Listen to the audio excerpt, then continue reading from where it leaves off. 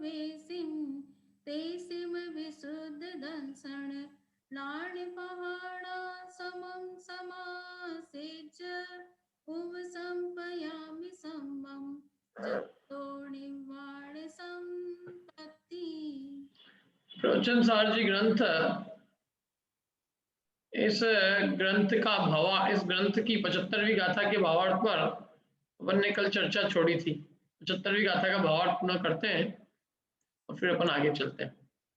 जिन्हें समस्त विकल्प जाल रहित परम समाधि से उत्पन्न सुखामृत रूप सर्व आत्म प्रदेशों में परम आह्लाद भूत स्वरूप तृप्ति नहीं वर्तती, ऐसे समस्त संसारी जीवों के निरंतर विषय तृष्णा व्यक्त या अव्यक्त रूप से अवश्य वर्तती है। क्या कह रहे हैं? जिन्हें समस्त विकल्प जाल रहित परम समाधि से उत्पन्न सुखामृत रूप सर्व आत्म प्रदेशों में परम आह्लाद भूत स्वरूप तृप्ति नहीं वर्तती। सीधी सी बात है कि जिन्हें आत्मिक आनंद नहीं वर्तता, जिन्हें आत्मा में आह्लाद, आत्मा के स्वरूप संवेदन, आत्मा की अनुभूति नहीं होती। क्या? जिन्हें आत्मानुभूति नहीं है, जिन्हें आत्मिक आनंद नहीं है, जिन्हें परम समाधि से उत्पन्न सुख अमृत का स्वाद नहीं है, ऐसे सारे संसारी जीवों के निरंतर विषय तृष्णा जो है व्यक्त या अव्यक्त रूप से अवश्य वर्तती है। क्या मतलब? यदि आपको आत्मा में सुख भाषित नहीं हो रहा है, आपको यदि अपने में संतुष्टि नहीं है, आपको अपने में तृप्ति नहीं है, तो आपके अंदर में विषयों की तृष्णा भी है। किसी के व्यक्त है, किसी के अव्यक्त है। व्यक्त हो या अव्यक्त हो, लेकिन तृष्णा नियम से है। देखो क्या है, सुख का प्यासा जीव है। यदि सुख अपने आत्मा में भाषित नहीं होता है तो ये जीव सुख की खोज करेगा और सुख के लिए विषयों की तरफ दृष्टि करे बिना रहेगा नहीं, विषयों की तृष्णा हुए बिना रहेगी नहीं। क्या? तृष्णा तो तभी मिटेगी ना जब अपने निस्वरूप में इसको तृप्ति भाषित होगी, तो तृष्णा मिटे। अब आपको यदि देखो, बच्चे को भूख लगी है, खाना खाने को चाहिए, अपने घर में नहीं मिलेगा तो बाहर के घर की तृष्णा, बाजार की तृष्णा व्यक्त या अव्यक्त रूप से उसके अवश्य वर्तेगी। जैसे जिसको निस्वरूप में रस नहीं आया है, जिसको भी आत्मिक आनंद की अनुभूति नहीं हुई है, ऐसा जीव सुखों के लिए विषयों की तरफ, विषयों की तृष्णा किए बिना रहेगा नहीं। किसी को विषयों की तृष्णा एकदम व्यक्त रूप से वर्तती, एकदम सामने दिखती, क्या इनके विषयों की तृष्णा है। क्या? जैसे देवों की विषयों की तृष्णा व्यक्त है, विषयों में वर्त रहे ना, तृष्णा है। किसी को विषय मिलते नहीं है लेकिन अंदर ही अंदर तृष्णा वर्तती है। तो इसलिए विषयों की तृष्णा है। कब है? जब तक स्वरूप के अंदर तृप्ति नहीं है। जब तक स्वरूप तृप्ति नहीं वर्तती तब तक तृष्णा अवश्य वर्तती है। या तो स्वरूप तृप्ति वर्तेगी या विषय तृष्णा वर्तेगी। यदि स्वरूप तृप्ति नहीं है तो विषय तृष्णा है, विषय स्वरूप में तृप्ति है तो विषय तृष्णा नहीं है।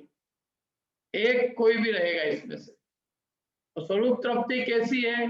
समस्त विकल्प जाल रहित, सारे विकल्पों के जंजाल से रहित, परम समाधि,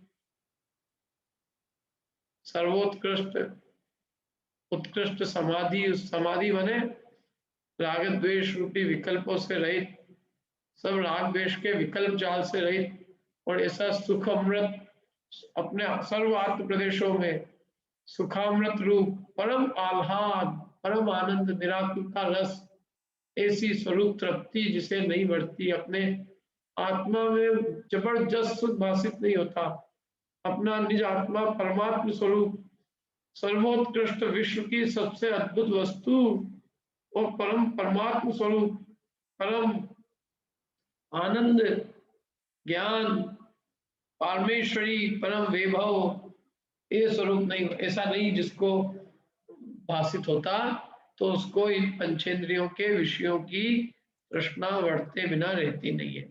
देखो, हमें अपने जब तक आत्मा की महिमा नहीं आएगी ना, तब तक हमें परद्रव्यों की महिमा आए बिना रहेगी। आपको अपना आत्मा इतना उत्कृष्ट भाषित हो, इतना उत्कृष्ट कि वो परमात्म स्वरूप है, परम ईश्वर, परमेश्वर, महेश्वर, महाधिराज, जिनाधिराज, जितने आप 1008 नाम की अपनी पूजा करवाओ, अपनी आत्मा की करवाओ, मतलब अपने स्वयं उन गुणों को, उनके उस स्वरूप को स्मरण करें बारंबार, जिससे हमें उस निज स्वरूप की महिमा है। 1024 जो सिद्ध चक्र विधान में आ गए ना, वो सब अपने ऊपर लगाओ कभी। जिन, जिनेश्वर, जिनाधीप, जिनाधि राजा, जिन नायक, जिनोत्तम, जिन सत्तम, जिनेश्वर, जिन चंद्र, जिन सूर्य, बहुत मतलब अपने सारे परमेश्वर, परम पितामह, परमानंद, महेश्वर, ऐसे कितने सारे नाम है, नाम ऐसे अलौकिक चीजें हैं बिल्कुल। तो अपनी महिमा अपने को आए तो अपने आप क्या होगा, ये विषयों में अपने को दिखेगा ही नहीं, इनको त्यागना बहुत सरल हो जाएगा। और जब तक अपने को विषयों की ये स्वरूप की महिमा नहीं आएगी, तो फिर हमको क्या है, दुकान की, मकान की, फलाने ने मकान कितना अच्छा बनाया, फलाने कपड़े कितने अच्छे खरीद के लाया, फलाना जूते कितने अच्छे खरीद के लाया है। लोगों को जूतों की महिमा आ रही और कुछ नहीं, चप्पल, जूते, बोलो आप कहाँ है आत्मा इनका भी? जो जूते चप्पल खरीदने में 1-1 घंटे लगा दे, वे आत्मा के लायक भी है क्यों? वे अपने आत्म स्वरूप को पाने के पात्र हैं जिनको महिमा अभी, अरे आधा घंटा तुमने उसमें दे दिया अपना जिंदगी का, वही आधा घंटा अपने निस्वरूप के अंदर देते, निस्वरूप का बहुमान उत्पन्न करने में लगाते, अपने आत्मा के गीत गाते। वो तो गा नहीं रहे, ये तो जूते चप्पल के गीत गा रहे हैं बस, और क्या। एडिडास का है ओरिजिनल, पंडित जी, यूएस से मंगवाया है ये।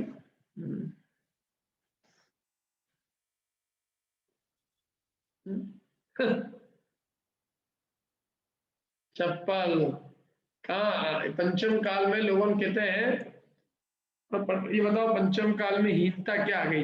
इनके ये हीनता नहीं तो और क्या है कि पंचम काल का आदमी चप्पल जूतों में अक्कल लगा रहा है, ये ज्ञान की हीनता और न्यूनता नहीं तो और क्या है। क्यों? हमारे बाप दादाओं ने नहीं लगाई इतनी अक्कल जितने आज के बच्चे लगा रहे हैं। काय में अक्कल लगा रहे हैं? अक्कल भी काय में लगा रहे हो, वे आत्मस्वरूप में नहीं लगा रहे हैं कि आत्मा का निश्चय नए से क्या स्वरूप है, व्यवहार नए से क्या है, द्रव्यार्थिक नए से प्रमाण से क्या है, निक्षेप से क्या है? समय सार में ऐसा कैसे क्या है, पर वहां अक्ल नहीं है उनकी, उनकी अक्सर तो चप्पल जूते में है, चप्पल जूते है, इसलिए पंचम काल है ये, और क्या है। बुद्धि का दुरुपयोग कितने दिन चलेगी वो? घूम जाए तो 2 दिन भी नहीं चले, फिर घूम जाए तो उसको रोके बैठे। रियल बाटा की थी, क्या एडिडास के जूते 2700 के, आज भी याद है जिनको घूमे।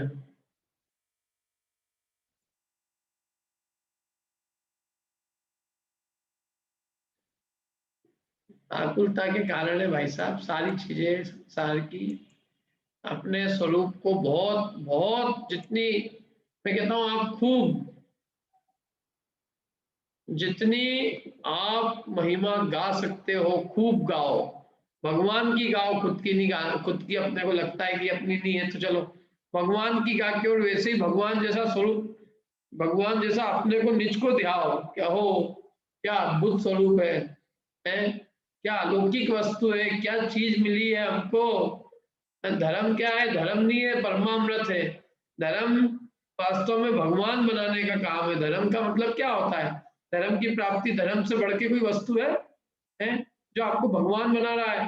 अनंत ज्ञान दर्शन सुख वीर की प्राप्ति कराए, जिसने अपने को, जिस जिनवाणी ने अपने को भगवान बनने का मार्ग बता दिया, जन्म मरण से दुखों से छूटने का मार्ग बताया, चतुर्गति के दुखों से छूटकर और परम मुक्ति की प्राप्ति का उपाय बताया, उससे बढ़ के और क्या गिफ्ट होगी बताओ। सिद्ध चक्र विधान में एक पंक्ति आती है, यज्ञ विधान में जजत ही आप मिले निधि रूप। आप जैसे निधि मिल गए मेरे को यज्ञ विधान में जजत। क्या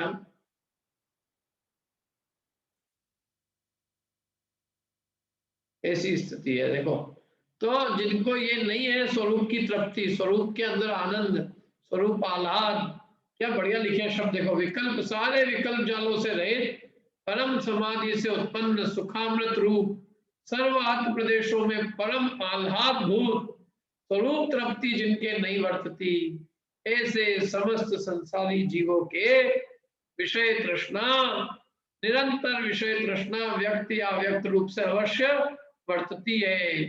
वे तृष्णा रूपी बीज क्रमशः अंकुर रूप होकर दुख वृक्ष रूप से वृद्धि को प्राप्त होकर क्या करते हैं? तृष्णा के बीज दुख रूपी वृक्ष के रूप में वृद्धि को प्राप्त होते हैं, पहले अंकुरित होते हैं। फिर तृष्णा के बीज पहले अंकुर बनते हैं, दुखों के अंकुर, और फिर दुखों का उनसे बनता है वृक्ष, और वो वृक्ष अच्छे से वृद्धि को प्राप्त होता है। इस प्रकार दुखदायी का वेग असह्य होने पर, मैंने दुख रूपी अग्नि दुख दाह का वेग सहन नहीं होने पर वे जीव बेचारे रंग जीव, पामर जीव कुछ कर नहीं पाते, वे विषयों में प्रवृत्त होते हैं। पामर पामर विषयों की पीड़ा सहन नहीं कर पाए। क्यों? आपको क्या लगता है? आपको ऐसा नहीं दिखता कभी कोई व्यक्ति विषयों की पीड़ा से पीड़ित है, छोड़ नहीं पाए? अच्छा एक बात बताओ, दारू पीने वाला व्यक्ति आपको पामर दिखता है कि नहीं दिखता है, कि कैसा गुलाम है अपनी आदतों का है? अरे अपने को चाय पीने वाले लोग गुलाम दिखते हैं, बेचारे कैसे परेशान है चाय के बारे में। दया आती है इन पे कि ये कैसे क्या बेचारे हैं, इनकी चलती नहीं है उसके बिना है। 3 बजे इनकी घंटी बजने लग जाती, टन टना टन, मंदिर में घंटी बजे, इसकी जगह इनके पेट में घंटी बजे चाय की, टन टना टन टन। दुकान पे जाएंगे चाय पी के आएंगे, और क्या क्यों? ये स्थिति है। हर चीज अच्छा, रात्रि भोजन छूटे नहीं किसी से, तो पावर दिखता है आपको कि प्रभु, मतलब वो कोई बड़ा व्यक्ति दिखता है कि अपने को ऐसा लगता है यार कितना दरिद्री है ये आदमी, ये चीजें नहीं छूट रही इससे। ये छोटी सी चीज इतना कितना गुलाम, रात दिन में खा लेना, नहीं नहीं रात को, रात दिन खाने को मना कर लेते को, नहीं रात को नहीं, भूख लगती पंडित जी, भूख भूख सहन नहीं होती, रात को 11 बजे ही भूख सहन नहीं होती, तो किचन में घुस के खुद ही सेव खा लेता हूँ, बहुत ही अच्छी बात है, खा ले भैया। पामर दिखते हैं, मैं तो आपसे एक ही प्रश्न पूछता हूँ, वे लोग आपको पामर दिखते हैं कि नहीं दिखते हैं कि बहुत दीन दरिद्री रंग का बेचारे? रंग पैसे से नहीं होता है, रंग अपनी इच्छाओं के मारे है। जो अपनी इच्छाओं को वश में नहीं कर सकता, अपने आप को वश में नहीं कर सकता, वो रंग नहीं तो और क्या है? हाँ, जिसका अपने ऊपर कंट्रोल ही नहीं, छोटी छोटी सी बात पे बोले अपन ये कर लेना, नहीं ये तो नहीं होएगा। हमने एक बार एक नियम की कही कि एक काम करो भैया सब लोग रात्रि भोजन के नियम ले लो, नहीं पंडित जी ये तो नहीं हो सकता। फिर क्या, अच्छा ठीक है 4 महीने के चौमासे के ले लो, नहीं ये भी नहीं हो सकता है। अच्छा ठीक है, तीनों अष्टांग का तीनों 10 लक्षण के ले लो, ये भी नहीं हो सकता। अष्टमी 14 के ले लो, ये भी नहीं हो सकता। तो मैंने कहा फिर हो क्या सकता है, ये भी नहीं हो सकता है? अब क्या बोलूं तुमको मैं?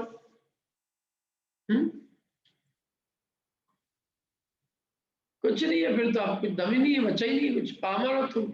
इतने पीड़ित, जिन्हें विषयों की पीड़ा नहीं है वे दुखी नहीं है, वे सुखी है। और ये जो बेचारे पीड़ित है, अरे हम तो चलता ही नहीं है, एकदम अपने को ऐसा दिखता है बिल्कुल कैसे बेचारे दुखी है, कितने दुख से त्रस्त है, दुख की पीड़ा सहन नहीं होती बेचारे, ऐसे गंदे गंदे विषयों में प्रवृत्ति कर रहे हैं और छूटते ही नहीं है इनसे ये विषय। तो एक्चुअल में देखने की दृष्टि है, यदि ज्ञानी उन्हीं को विषयों में प्रवृत्ति करने वाले को दुखी देखता है और अज्ञानी विषयों में प्रवृत्ति करने वालों को सुखी देखते हैं। ज्ञानी तो ये देखते हैं कि ये तो बेचारे, इनसे विषयों की दाह सहन नहीं होती, बेचारों से पीड़ा सहन नहीं होती, क्या करें हैं, कितने परेशान है। बोले साहब हमसे टीवी टीवी टीवी, पंडित जी टीवी तो 9 बजे का टीवी का सीरियल ये तो छोड़ ही नहीं सकता, मोबाइल का, मोबाइल पे मूवी देखना नहीं छोड़ सकता, अखबार नहीं छोड़ सकता, क्या क्या क्या नहीं छोड़ सकता। तू भगवान कैसे बनेगा बता, तो गुलाम हो गया है विषयों का। आदतें ना, आदतों ने दुखी कर रखा। बोलो, जिंदगी में मुनि बनने की, धर्म करने की सामर्थ्य उसमें ही है जो कि बिल्कुल स्वतंत्र है।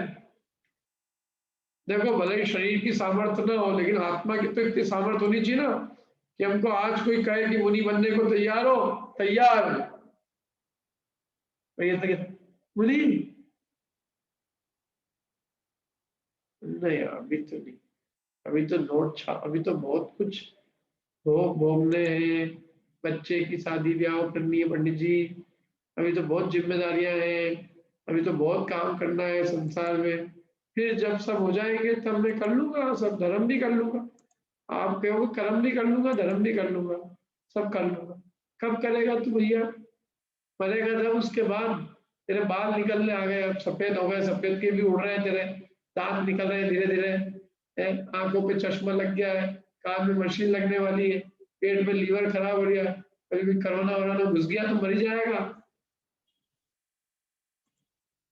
कब करेगा ये काम? जिंदगी कितनी बड़ी है। अरे मनुष्य भाव उसी का सार्थक है जिसने मुनि अवस्था धारण की वास्तव में। क्या वो उसने अपने मनुष्य भाव को सार्थक किया है, जिसने रत्नत्रय पाया। बाकी तो सब खाए खोया बह गया वाली चीज है, अच्छा दम नहीं है। ये सब ईट चूने के ढेर इकट्ठे कर करके बना बना के पटक के जाएंगे, और अगली पीढ़ी भी उसको भोग भोग के उसमें परेशान, मतलब उसी में मगन होती रहेगी। क्या ये विषयों की पीड़ा को जिसने जीत लिया, जीत तो वो है उसकी। क्या जिसने, अरे इनको अपने पुरुषार्थ को जगा के आत्मा की शक्ति प्रकट करके और कहा कि देखे तो सही, ये विषय मुझे जीतते हैं कि मैं विषयों को जीतता हूं। उसमें आता है सिद्ध चक्र पूजन में, चेतन निज बल प्रगटावे, यह योग कभी नहीं पावे, वीर्यांतराय पर जारा, हम पूज रचो सुख कारा। चेतन निज बल प्रगटावे, यह योग कबहू नहीं आवे। चेतन अपने निज आत्मा की शक्ति नहीं प्रकट कर पाता, काय के कारण? वीर्यांतराय के कारण। यह योग कबू नहीं पावे। क्या क्या करें, ऐसी स्थिति है, बिल्कुल एकदम दीन दरिद्र बने हुए सब। कब प्रभु प्रभु बनने के अंदर में, मैं प्रभु हूं, मुझे कोई संसार का कोई विषय पीड़ित नहीं कर सकता। तो देखो क्या कह रहे हैं, दुख रूपी दाह का वेग असह्य होने पर वे जीव काय में प्रवृत्त होते हैं, विषयों में प्रवृत्त होते हैं। इसलिए जिनकी विषयों में प्रवृत्ति देखी जाती है, ऐसे देवों तक के समस्त संसारी जीव दुखी ही है। क्यों? क्योंकि वे दुख का वेग सहन नहीं कर पाने के कारण विषयों में प्रवृत्त हुए हैं, तो दुख का वेग उनको उनको दुखी सिद्ध करता है। मैंने जितने भी जीव विषयों में प्रवृत्ति कर रहे हैं, वो दुख के वेग को सहन नहीं कर पाने के कारण विषयों में प्रवृत्त हुए हैं, इसलिए वे तो सब दुखी है। दुख के दाह के कारण दुखी है, दुख दाह को सहन नहीं कर पाया। समझ में आई? बताओ, जो आदमी कोई भी विषय की इच्छा को सहन नहीं कर पाया और इसलिए विषय में प्रवृत्त हुआ तो दुखी हुआ ना, सुख कहां से हो गया? इस प्रकार दुख भाव ही, दुखों का भाव ही पुण्य जनित सामग्री का अवलंबन करता है। क्या जो पीड़ित होता है ना, वही पुण्यों का, पुण्य जनित सामग्री का अवलंबन वही करता है। पुण्य किसको चाहिए? दुखी जीव। जो सुखी है उसको कुछ नहीं चाहिए, धन रुपया पैसा किसको चाहिए साहब? बोलो, कौन अवलंबन करेगा? क्यों, किसको चाहिए ये? अपने धन किसको चाहिए बताओ? विषयों की पीड़ा वाले को, अन्यथा धन का क्या करे? मेरे को एक बात बताओ, धन का क्या काम? धन से क्या सिद्धि होती? पंडित जी सारे काम हो जाते हैं, सारे उससे सब सब हो जाते हैं, सब हो जाते हैं पंडित जी सारे। क्या धर्म भी हो जाता है? हाँ धर्म भी हो जाता है। कैसे होता है धर्म? आप दान दो, धर्म हो जाएगा। अच्छा, दान वाला धर्म होता है। दान धर्म से क्या हो जाता है? मोक्ष हो जाता है। हाँ मोक्ष भी हो जाता है। अच्छा, दान से मोक्ष हो जाता है? कौन सी किताब में लिखा है कि दान से मोक्ष होता है? क्यों ज्ञानेश जी? दान तो पुण्य धर्म का कारण है। कौन सा धर्म? अरे वो दान से भी, अपने अधिकांश लोगों को तो दान देने में भी अपने कषायों की पूर्ति करते हैं। धन केवल इस भाव के कुछ विषय कषाय की पूर्ति का साधन है और कोई साधन नहीं है। पैसे का और कोई उपयोग नहीं। अब पैसे का देखना, सोचना क्या उपयोग आता है। पैसा केवल अपनी विषय और कषाय की पूर्ति को करता है। जब हम विषयों की और कषाय की पीड़ा सहन नहीं कर पाते तो हम फिर क्या कषायों में प्रवृत्त होते हैं, तो धन उसमें हमको हेल्प कर देता है। धन का अवलंबन ही वही करेगा। क्या जरूरत है? नहीं तो भैया बताओ, क्यों, क्या जरूरत क्या है तुमको? एसी का अवलंबन कौन करेगा? गर्मी सहन नहीं होगी। हीटर का अवलंबन कौन करेगा? ठंडी सहन नहीं होगी। विषयों का, विषय की सामग्री का अवलंबन कौन करता है? बोले पुण्य का उदय हो। देखो, चक्रवर्ती के पुण्य का उदय सब है, लेकिन वो भोग सामग्री में, वो जो पुण्य के उदय से जो भोग सामग्री है उसका अवलंबन कब करेगा? जब वो दुखी होगा, दुख का भाव होगा, अंदर में ऐसा लगेगा कि हाँ मैं दुख हूं और मुझे सुखी होने के लिए कुछ चाहिए। तो दुखी व्यक्ति सुखी होने के लिए सामग्री को अवलंबता है। जो दुखी नहीं होता है वो सुखी होने के लिए किसी सामग्री का अवलंबन क्यों करेगा? कृतकृत्य हो गया हो, जो सुख से कृतकृत्य हो गया हो, क्या वो किसी सामग्री का अवलंबन करेगा? क्यों? कृतकृत्य व्यक्ति को किसी चीज की जरूरत है क्या? किसी कोई भी सामग्री की, कोई वस्तु की? बताओ नरेश जी, कृतकृत्य व्यक्ति को क्या चाहिए? कुछ भी आवश्यकता नहीं। कुछ नहीं, कृतकृत्य कहते ही उसको है जो को कोई चाहिए ही नहीं। जो अवलंबन कर रहा है सामग्रियों का वो कृतकृत्य नहीं हुआ है, अभी सुखी नहीं हुआ है, वो अभी दुखी है। तो उसका दुख, दुख जो है वो दुख उसको सामग्री का अवलंबन कराने के लिए प्रेरित करता है। वो दुख को दूर करने के लिए सामग्री का अवलंबन करता है। यद्यपि वो सामग्री का अवलंबन करने से भी सुखी नहीं हो जाता, लेकिन करे क्या? उसका वो जो दुख है अंदर में, वो दुख उसको ये कहता है कि अरे पुण्य का उदय है, इतनी अच्छी अच्छी सामग्री मिल रही है, इनका अवलंबन कर, तो इससे तेरे को क्या हो जाएगा? सुख हो जाएगा। तो इसलिए वो दुख का भाव पुण्य जनित सामग्री का अवलंबन करता है। इसलिए वो आखिरी में कह रहे हैं कि इसलिए जो पुण्य है ये सुखाभास ऐसे दुख का ही अवलंबन साधन है। पुण्य सुख का साधन नहीं है, पुण्य सुखाभास ऐसे दुख का ही साधन है। क्योंकि पुण्य का अवलंबन वही कर रहा है जो दुखी है। तो पुण्य का अवलंबन करने से कोई दुख का अभाव नहीं हो जाता। पुण्य की सामग्री का अवलंबन बल्कि दुख को सिद्ध करता है। दुखियों का अवलंबन है पुण्य, और उससे कोई उनका दुख दूर नहीं हो जाता, दुखी रहते फिर भी। बताओ, चाय की आदत है जिसको, चाय मिल गई 3 बजे तो दुखी, दुख दूर हो गया कुछ समय के लिए। अगले दिन 3 बजे तक, अगले दिन 3 बजे फिर चाहिए, फिर 3 बजे फिर चाहिए। अच्छा, ये आदतें लगाई किसने? खुद ने खुद को लगाई है, किसी ने नहीं लगाई है, ये खुद ने खुद को दिए ये सब, सारी मनुष्य भाव की कमाई है ये सब। खुद ने खुद को पता नहीं क्या क्या आदतें दे रखी है। कई लोग सबके अपने अपने वो रहते हैं आदतें, क्या शौक, जिंदगी के अंदर शौक कहो, आदतें कहो, परेशान होते हैं खुद ही उनसे। अब आगे चलते, देखो ये तो बहुत हो गया अपना। अब ये गाथा है, प्रसिद्ध गाथा है। अत पुनःपि पुण्यजन्यस्य इंद्रिय सुखस्य बहुधा दुखत्वम उद्योतति। अब पुनः पुण्य से उत्पन्न इंद्रिय सुख का अनेक प्रकार से दुखपना बताते हैं, दुखपना प्रकाशित करते हैं।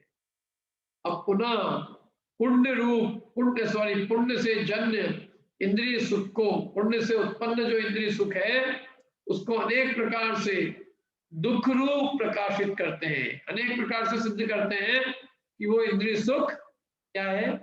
दुख है। इंद्रिय सुख दुख है, ये सिद्ध करते हैं। हमारे दो बच्चे हो, एक बच्चा परदेश में हो, नाना प्रकार की भोग सामग्री मिल रही हो, एक यही इंदौर में हो। भोग सामग्री तो इंदौर में भी खैर बहुत है, इंदौर का भी उदाहरण देना चाहिए। झुमरी तलैया में हो, समझ लो बिहार में कहीं। क्या करूं, मैं इंदौर का नाम नहीं ले सकता भैया। और वहां झुमरी तलैया का नाम भी अच्छा नहीं है, मेरा उदाहरण के लिए बता दूं। समझ लो वो मतलब कोई भी ऐसे स्थान पर हो जहाँ भोग सामग्री नहीं हो, मतलब धन नहीं कमाता हो, लेकिन धर्म का बहुत प्रचुरता से साधन और धर्म में पूरा डूबा हुआ हो, तो माँ को क्या लगता है फिर भी कि ये हमारा एक छोटा वाला तो यही रह गया, दिन भर मंदिर ही बैठा रहता है, क्या ना तो डॉक्टर बना ना इंजीनियर, बस मंदिर में ही बैठा रहता है, कोई शौक भी नहीं है इसके। अरे वो बड़ा वाला तो बहुत सुखी है, इतने नोट और इतनी, आप मानोगे नहीं, इतना जॉली है वो, सुबह से शाम तक कुछ ना कुछ खाता पीता रहता है, इतने भोग भोग मतलब बहुत शौकीन है वो, उसको बहुत शौक है। क्या वो तो उसने अपने घर में इतनी सारी एक बड़ी बड़ी स्क्रीन की टीवी लगा रखी है, खूब हर सैटरडे संडे घूमने जाता है, और वहां पे भी अमेरिका में भी उन्होंने सब तरह की सब्जी खरीदता है, फल ढूंढता रहता है, घूमने जाता रहता है। और तो और क्या, खूब कोई भी जितने भी मूवीज आती है सबसे पहले वही देखता। वो तो बहुत सुखी है पंडित जी, ये छोटा वाला है, इसको दिन भर कुछ नहीं सूझता, मंदिर में बैठा रहता है, इसको हम कहते हैं खाना खा ले, बोलता खाने की इच्छा ही नहीं है। क्या, ना तो पैसे ज्यादा कोई कमाता है, ऐसे ही है, बस बोलता संतोष ही है, महा दुखी है पंडित जी, इसका भाग्य नहीं है, वो बड़े वाले का भाग्य है, कितना बड़ा डॉक्टर इंजीनियर बन गया है वो, भाग्य तो उसका है, ये तो भागा ही निकल गया बाबा।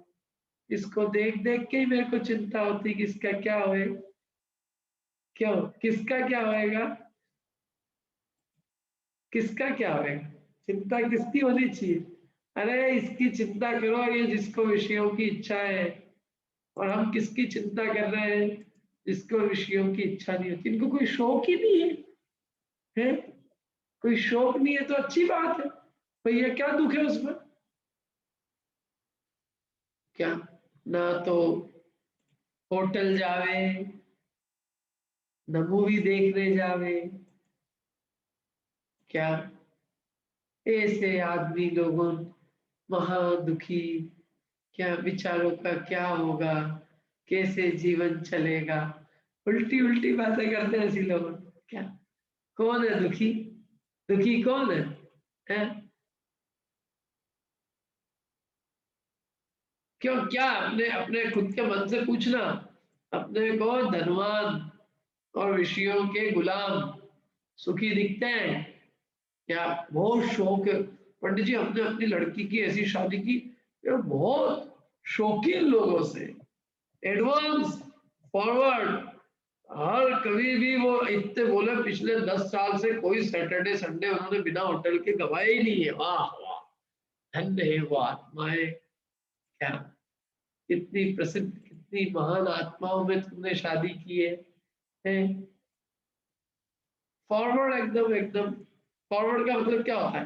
गटर का खाना खाया फॉरवर्ड है, होटल का होने गटर का, गटर के खाने वाले फॉरवर्ड है और सोले खाने वाले बैकवर्ड है।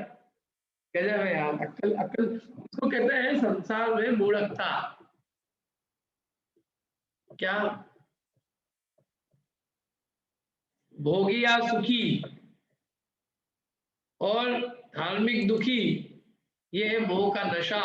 हम क्या कहते हैं देखो, पुण्य जन्य जो पुण्य से उत्पन्न इंद्रिय सुख है उसको अनेक प्रकार से दुख रूप प्रकाशित करते हैं।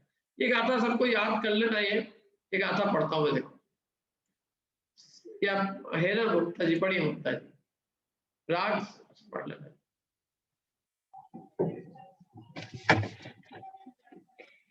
सपरम बाधा सहितम विच्छिन्नं बंध कारणं विषमं जम इंदी एहिम लद्धम तम सौखम दुःखमेवतः। हाँ देखिए, पढ़िए बेटा जी। इंद्रिय सुख सुख नहीं, आवाज नहीं आ रही, थोड़ा तेज। इंद्रिय सुख सुख नहीं दुख है, विषम बाधा सहित है, ये बंध का कारण दुखद परतंत्र है, विच्छिन्न है। ये आवाज इतनी स्लो क्यों आ रही है? या तो मेरे कान खराब हो गए, मेरी इंद्रियों को कुछ तकलीफ हो गई क्या, कि आप लोगों को भी कम आ रही थी? पिंटा जी कुछ करो सही वहां कुछ। या फुल है आवाज तो मेरी? आवाज बहुत स्लो हो रही है, जोर से दहाड़ के बोलो या तो, और या फिर कुछ इंस्ट्रूमेंट सही करो। इंद्रिय सुख सुख नहीं दुख, नहीं, आवाज ही नहीं आ रही है आज भी, थोड़ी आवाज एकदम। चलो झलक तुम गा दोगी, बोलो। इंद्रिय सुख सुख नहीं दुख है, विषम बाधा सहित है बंध का कारण दुखद परतंत्र है, विच्छिन्न है। हाँ, इंद्रिय सुख सुख नहीं, इंद्रिय सुख सुख नहीं है, दुख है, विषम है, पहला पॉइंट, बाधा सहित है, बंध का कारण है, दुखद है, परतंत्र है, विच्छिन्न है। फिर भी लोगों को सुख लगे तो अब क्या कहे उसको। सफलम, पराधीन है, पर की अपेक्षा सहित है, बाधा सहितम, बाधा सहित है, विच्छिन्नम, विच्छिन्न हो जाता है, नष्ट हो जाता है, बंध कारणम, बंध का कारण है, विषमम, विषम है, जब इंद्रियम लब्धम, जो इंद्रियों से प्राप्त, तम सुखम, वह सुख, दुखमेवतः, दुख ही है, दुख ही कहा है क्या?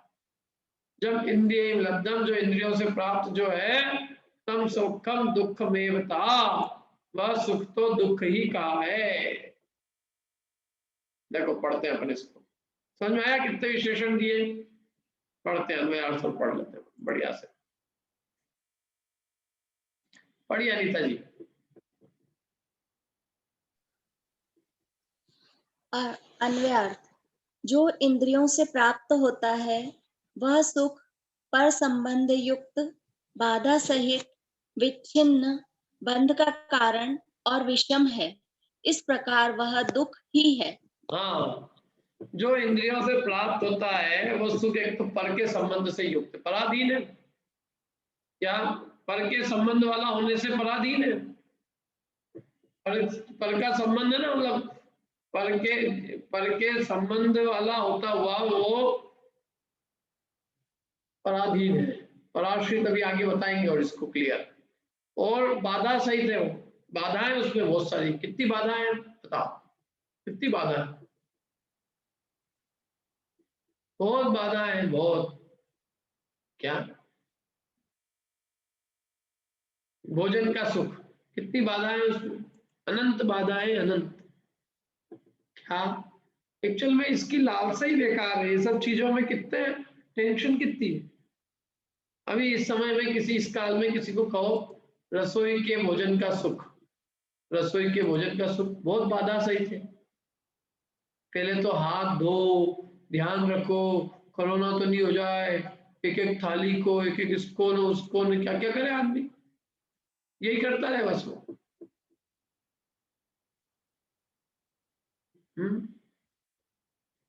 बोलो, और हो जाए समझ लो वहां पे सब खाने का सुख निकल जाए दिखता है। बहुत मतलब देखो एक एक चीज, एक एक सामग्री, अपने को समझ लो कोई भी भोज्य सामग्री है तो उसके लिए पहले सब सामग्री हो, बनाने वाला हो, व्यवस्थित तरीके से बन जाए, अग्नि, गैस, चूल्हा सब चाहिए अपने को, सब सब सब ठीक होगा तो बनेगा क्या। और सब कुछ ठीक हो और अपन को ही कोई काम आ जाए एकदम क्या।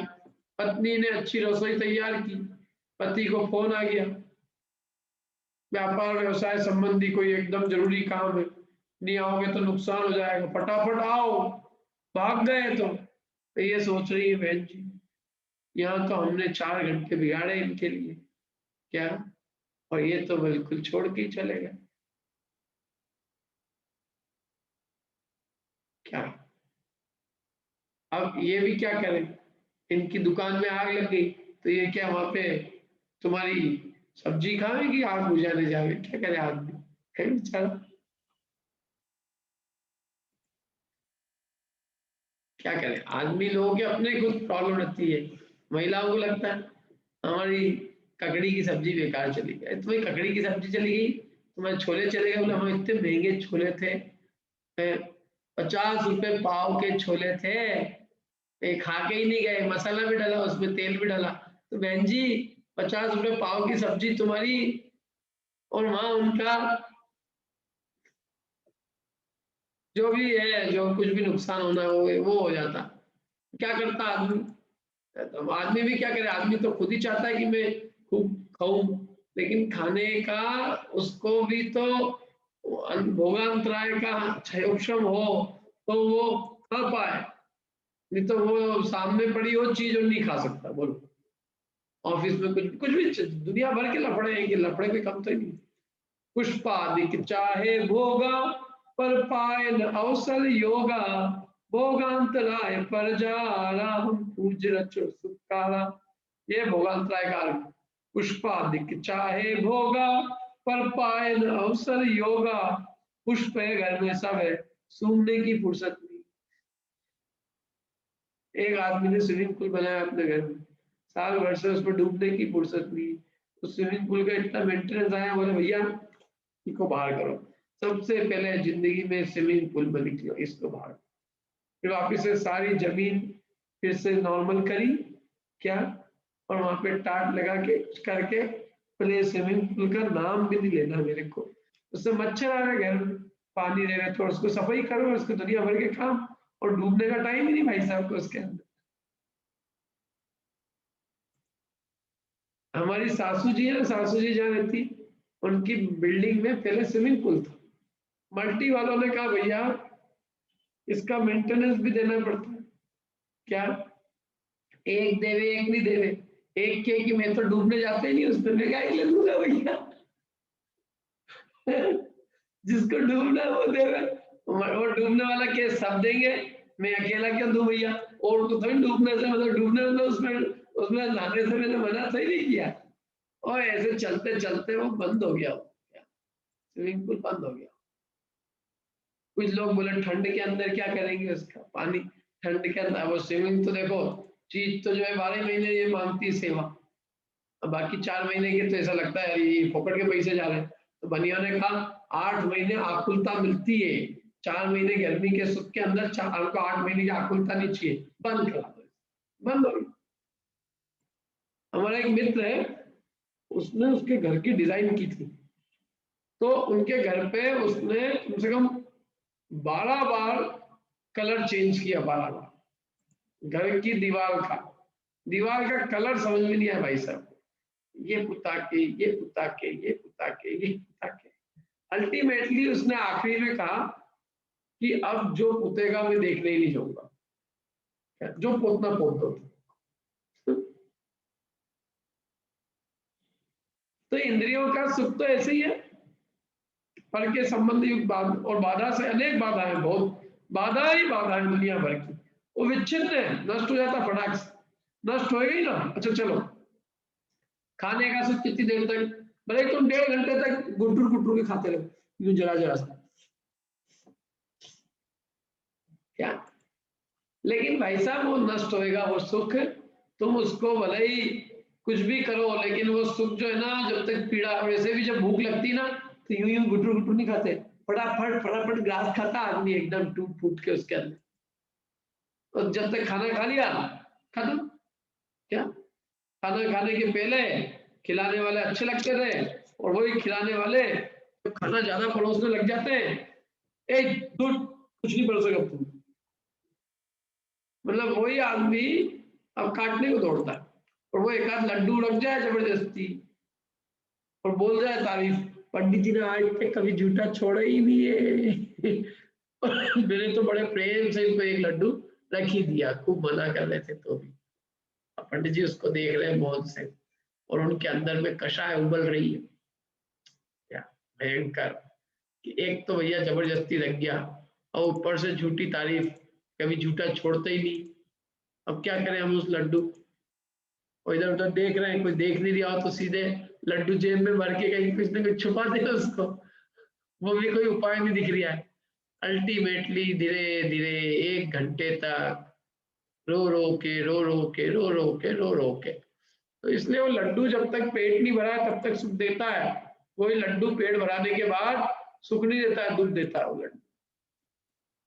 हर चीज ऐसी है, क्या, इसलिए अपन कभी कभी पूछने ज्यादा पूछते हैं ना, जब अपना पेट भरा जाता है फिर भी कोई पूछता है, ये ले लोगे, रख दूं, रख दूं, अरे मत रख, तेरे को कह तो दिया एक बार, नहीं चाहिए यार। विच्छिन्न विच्छिन्न नष्ट हो जाता है, और बंध का कारण है, कर्म बंद होता है भयंकर, वो तो अपने को दिखता ही नहीं खैर।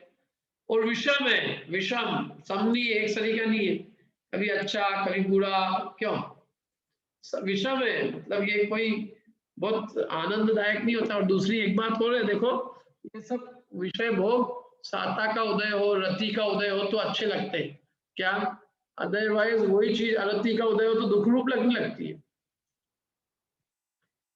अरति उदय भोग दुख का, विषय भोग वेदे दुख का, अरति के उदय में वही विषय भोग दुख रूप प्रतीत होने लगते हैं। अरति ये चीज अच्छी नहीं लग रही, अरति है उससे, जो पर रसो पर प्रसन्न न हो मन, जो पर से प्रसन्न न हो, क्या, तो पर से प्रसन्न नहीं हो तो आरती रूप रहे निज आनंद, अपने अंदर ही अंदर दुखी हो पर से, मतलब जिस वस्तु मिली हो और उस वस्तु से रति नहीं हो तो सुखी नहीं लगता।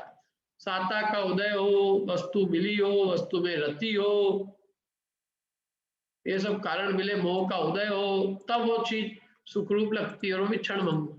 तो ये सब सुख विषम है, इस प्रकार वह दुख ही है।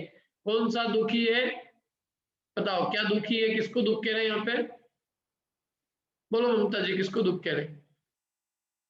पुण्य के उदय को, पुण्य के उदय नहीं, पुण्य के उदय को नहीं, इंद्रिय सुख को। हाँ इंद्रिय सुख को कह रहे हैं दुखी है। पुण्य के उदय से जो मिला है इंद्रिय सुख, उसको यहाँ दुख रूप प्रकाशित कर रहे हैं कि वो दुखी है। 5 पॉइंट बताए, देखो कौन कौन से। एक तो वो पर के संबंध युक्त है, दूसरा बाधा सहित है, तीसरा विच्छिन्न है, चौथा बंध का कारण है, और 5वां विषम है। इस प्रकार वो इंद्रिय सुख क्या है, दुखी है। अब टीका पढ़ते हैं इसके अच्छे से, आप लोग समझ में आ रहा है कि नहीं आ रहा? टीका, पर संबंध युक्त होने से, बाधा सहित होने से, विच्छिन्न होने से, बंध का कारण होने से और विषम होने से इंद्रिय सुख पुण्यजन्य होने पर भी, ये पुण्य का उदय, लेकिन पुण्यजन्य होने पर भी तो सुख की प्राप्ति नहीं कराता। ये गजब है कि वो पुण्यजन्य है फिर भी दुख है। जगत में ऐसा लगता है लोगों को, तब जिनके पुण्य का उदय है वो तो सुखी है, पुण्य का उदय होने पर तो सुखी मिलता है, पुण्य के उदय से तो दुख मिलता है। लेकिन नहीं, पुण्य का उदय भी दुखी है, पुण्य के उदय होने पर भी दुखी मिल रहा है। जब तो आदमी उससे मुक्त होने की सोचता है। भाई साहब, पुण्य का उदय यदि दुख नहीं होता तो तीर्थंकर आदि महापुरुष उस पुण्य के उदय को छोड़ के क्यों जाते? यदि वो दुख नहीं होता तो दुख नहीं लगता उनको उसमें, तो वो उसको नाश करने के लिए उद्यम क्यों करते? सुखी लगता उनको तो उसको भोगते रहते, लेकिन उनको दुख लगा, ये दुख है, तो सुख नहीं है। ऐसी मान्यता लोगों की बनती नहीं। लोगों को लगता है जिनके पुण्य का उदय वे तो सुखी है, दुखी तो वे है जिनको पुण्य का उदय नहीं है, जिनको खूब धन पैसा नहीं है, शरीर का रोग है समझ लो, या ये कुछ है, मतलब पाप के उदय से दुख होता है, पुण्य के उदय में तो सुख होता है। पैसा आता है तो सुख होता है, निरोगता होती सुख होता है, मान सम्मान मिल जाए, इज्जत आबरू मिल जाए, सुखी है आदमी। ये सब मान्यताएं उसकी खंडन यहाँ पे कर रहे हैं, विपरीत मान्यता। अब देखो पढ़ते आगे। इंद्रिय सुख, पहला पॉइंट, पर के संबंध वाला होता हुआ पराश्रयता के कारण पराधीन है। क्या है उसमें? पर का आश्रय है, तो पर का आश्रय होने से वो पराधीन है। तो पराधीन में कभी सपने में भी पराधीनता में सुख मिलता है? क्यों? आपको जेल में रखे और जेल में अच्छे से आपको खाना खिलाएं, वो पसंद है कि घर में सूखी रोटी खाना पसंद है? स्वतंत्रता।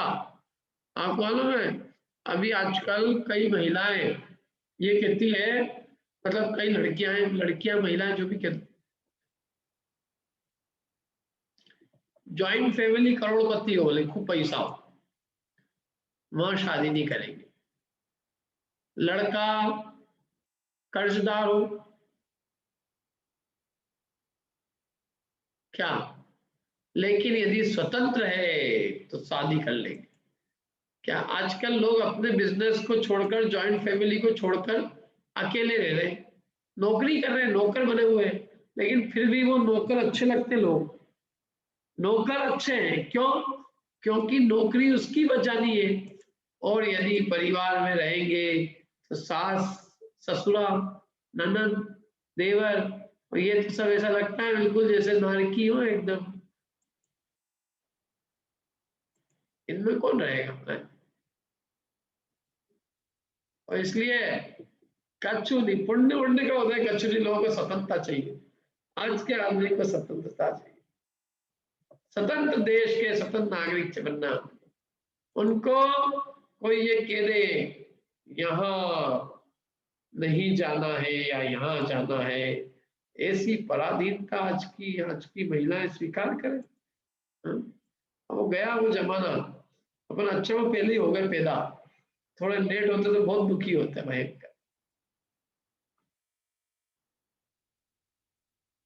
क्योंकि पराधीनता, हम कौन पराधीनता स्वीकार करें?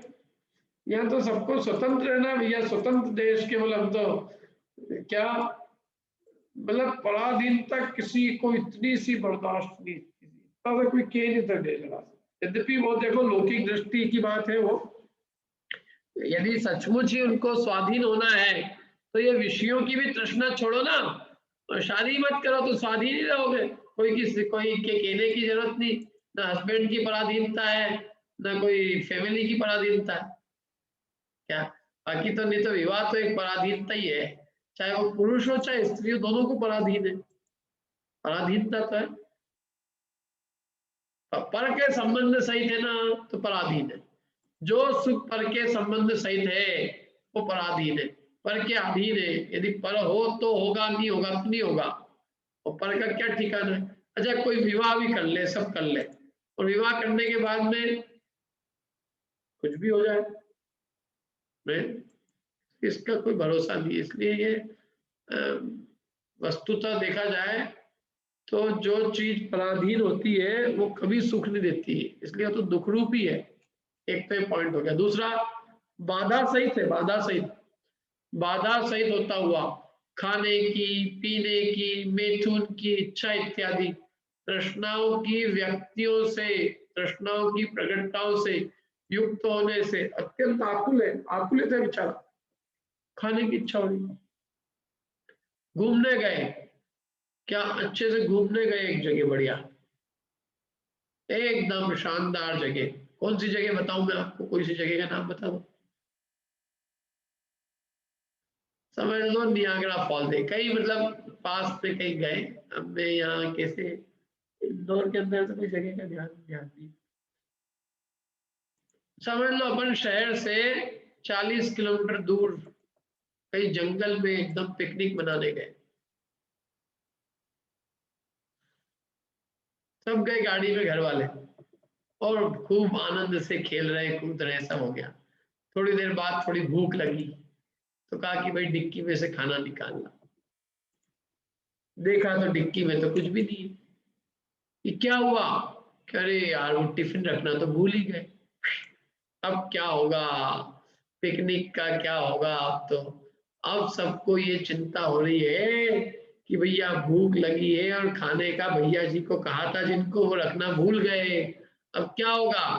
कितने लोग वहां रहेंगे बताओ? वापसी करेंगे, वापसी फटाफट चलो, पेट भूख रहा है, 40 किलोमीटर दूर तक जंगल ही जंगल है, कुछ नहीं है, खाने को क्या मिलेगा, रात हो जाएगी, क्या होगा फिर? अब कोई के अरे नहीं नहीं, अभी यहाँ पे बारहसिंगा आता है, तो बारहसिंगा क्या खाने को देगा क्या? नील गाय भी आती है, नील गाय, कि एक काम कर, तू अकेला यहाँ बैठ जा, नील गाय को देखते रहना। मेरे तो पेट में चूहे दौड़ रहे हैं, मैं उन चूहों को नहीं देखना चाहता, मैं तो घर जाके खाना खाऊंगा।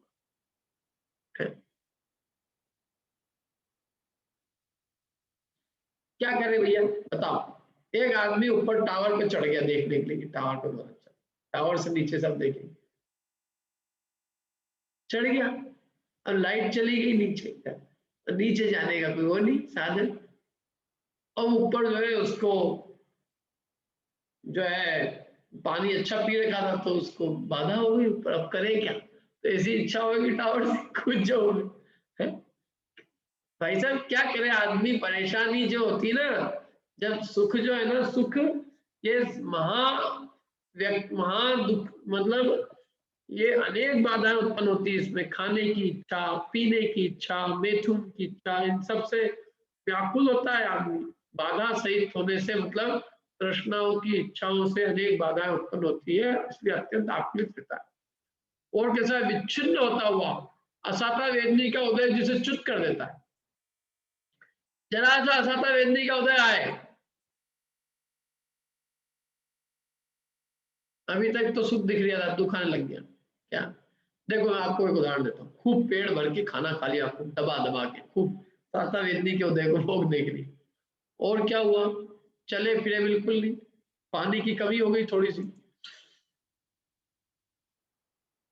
क्या हो गया? लूज मोशन हो गया भाई साहब, असाता का उदय आ गया मूल में। क्या करें अब बोलो? जो जो खाने की चीजें खाई थी वो सब याद कर दिया है, इन्होंने मेरे को ये खिलाया था, इसने ये खिलाया था, इसने पानी भी नहीं दिया अच्छे से, पानी भी नहीं पिया, ये तकलीफ, वो तकलीफ, ये तकलीफ, दुनिया भर की तकलीफ, डॉक्टर के पास जा रहे हैं, दवाई ले रहे हैं, रोज चिंता कर रहे हैं कब ठीक होएगी, कब क्या होगा, कब क्या होगा। भोजन की थोड़ी सी मात्रा ज्यादा हो जाए तकलीफ, कम हो तो भी तकलीफ थोड़ी, लेकिन कम में इतनी तकलीफ नहीं, कम में रोग नहीं आते, ज्यादा खाने से लोग आते हैं। और कितने ही लोग साता के उदय को भोगने के लिए ठूस, तो ठूस तो लो, पेट तो अपना है ना, भले ही भोजन किसी को रखा है, लेकिन क्या करें? असाता वेदनी का उदय जैसे च्युत कर देता है, मतलब उसे असाता वेदनी का उसे हटा देता है, उसे च्युत कर देता है, मतलब पथ भ्रष्ट कर देता है, हटा देता है। ऐसे साता वेदनी के उदय से प्रवर्तमान होता हुआ जो अनुभव में आता है, विपक्ष की उत्पत्ति वाला है। अभी साता के उदय से मिल रहा है, क्या असाता का उदय आएगा तो सुख चला जाएगा, दिखेगा भी नहीं कि कहाँ था है। अगला देखो, बंध का कारण होता हुआ विषय उपभोग के मार्ग में लगी हुई रागादि दोषों की सेना के अनुसार कर्म रच के घन पटल का संबंध होने के कारण परिणाम से दुस्सह है। बंध का कारण होता हुआ, कैसा है ये? कर्म बंध का कारण है,